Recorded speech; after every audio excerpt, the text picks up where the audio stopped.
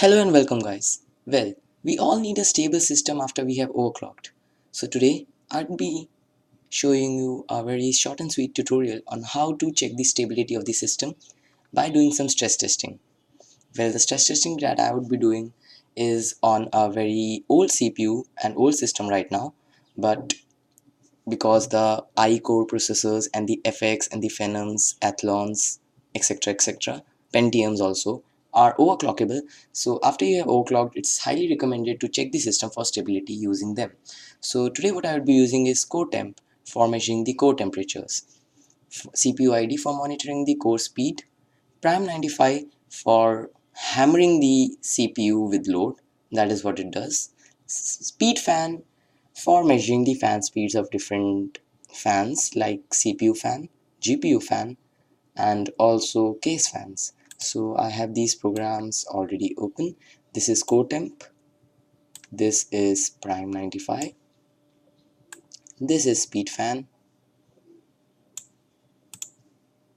and this is CPU ID. So firstly I'll let you go through the different softwares. This first is the fan speed of the CPU fan, which is around 2k rpm right now. This is the fan speed of the case fan. You can see other fan speeds if you have more fans like GPU fans and case fans or different case fans. And this is the CPU temperature right now of different cores. This is the percentage of load that the CPU is at, and right now the CPU is idling at 1.2 GHz because the load is not much, so it can go up to 2.4 GHz, which we'll see when we'll stress test. This is the stress testing tool known as Prime 95.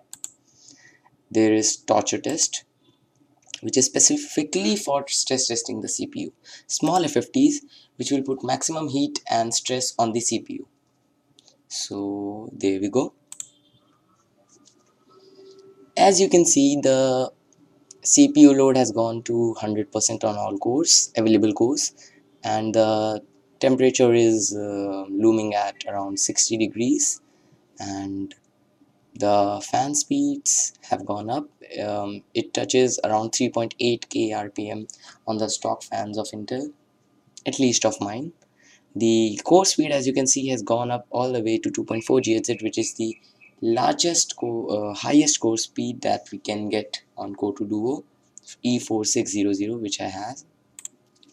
So right now we do not have much time, so I'll be stopping the test here. The option is in the first menu, stop and OK. As you can see, the temps have gone down, the load has gone down, the fan speed has gone down, the core speed has gone down. That is all because the overall load has gone down.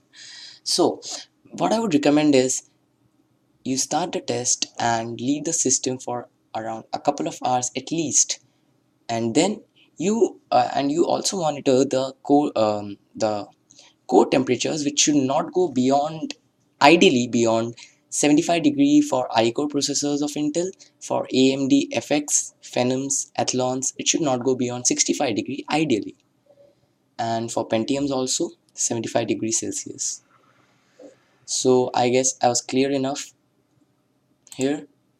That is what all we had to do in this tutorial.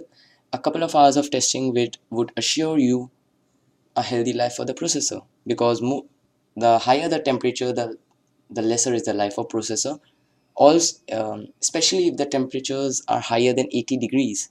So overclock, but ensure that the temperatures are low enough and the system does not crash, of course. Thank you.